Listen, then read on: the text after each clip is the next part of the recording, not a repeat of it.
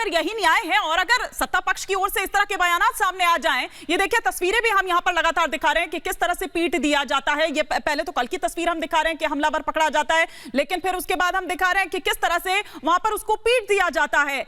अब ये भी एक इसकी सुरक्षा यहां पर, ये भी एक यहां पर विषय है, इस पर सवालिया निशान है। लेकिन मैं वापस लौटूंगी उस पर कि फिर ऐसे तो कोई भी आ जाएगा, वो कह देंगे भैया यही तो न्याय है, यही तो इंसाफ है, तो फिर तो हर कोई बंदूक उठा लेगा।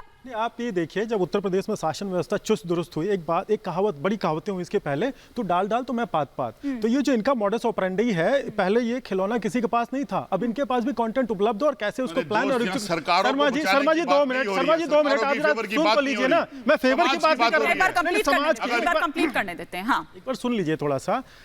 जैसे जैसे कंटेंट डेवलप होकर के आगे बढ़ता गया, पहले ये गुंडों लुच्चों के पास कोई इस तरह की चीजें नहीं हुआ करती थी कि सिम्बियन फोन छोटा हुआ करता था। वो भी आज देख रहे हैं कि शासन व्यवस्था टाइट है, उन्होंने अपने आप को अपग्रेड कर लिया। अभी डीजीपी पूर्व डीजी साहब ने बताया कि अंग्रेजों के, एक मिनट सुनिए सर सुन तो लीजिए, एक मिनट, बहुत सही कहा आपने। ये जो बंदूकें उपलब्ध कराई गई है, ये जो बंदूकें उपलब्ध कराई गई है, वो समाजवादी पार्टी के शासन में पकड़े गए। अरे शर्मा जी थोड़ा सुन तो लीजिए ना, एक तो मत वैसे ही नहीं मिल रहा है कांग्रेस पार्टी को और आप बोलने भी नहीं दे रहे हैं, कहां से जनता कन्विंस होगी? थोड़ा समझ लीजिए ना सर, समझ लीजिए शर्मा जी, थोड़ा सा देखिए क्या है कि अभी जो पिछली वारदात हुई तो अच्छा हुआ कि मरने और मारने वाले दोनों एक ही कम्युनिटी के हैं और कुछ लोग शांत बैठे हुए इस समय, उनके एक्सप्रेशन, फ्रीडम ऑफ एक्सप्रेशन जो है अभी दबा पड़ा है। अगर इसी में से कोई दूसरी बिरादरी का होता तो क्या हालत होती? आप इसका क्यों नहीं कर रहे हैं सर?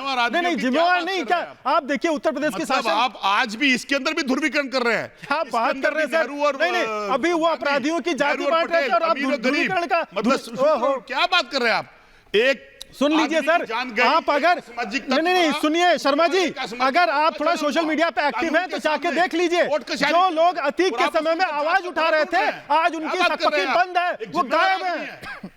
समाज के अंदर जब किसी की मौत होती है उसके ऊपर धर्म मजहब नहीं देखा जाता है। क्या बात कर रहे हैं सर? समाज के अभी आने वाले समय में देखिएगा, एक महाराष्ट्र के अंदर टुकड़े काट के उबाल के डाल दे गया, ऐसा समाज अगर एक बार मैं भाटी जी का जरा रुख करूंगी, क्योंकि लगातार उनकी पार्टी की ओर से ये कहा जा रहा है कि किस तरह से पुलिस का अपराधीकरण कर दिया गया, किस तरह से जो अपराधी हैं उनका राजनीतिकरण, पर ये किसने किया है भाटी जी?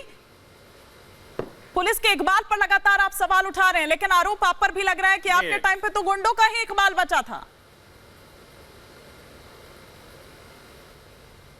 नहीं, जो हमारा काल में, किसी भी शासन काल में, किसी भी सरकार के टाइम में, पीरियड में अगर कोई गलतियां होती हैं, क्राइम होता है, कोई अपराध होते हैं, तो सवाल, उंगली उसी पे उठती है सरकार पे, सवाल उसी से पूछा जाएगा।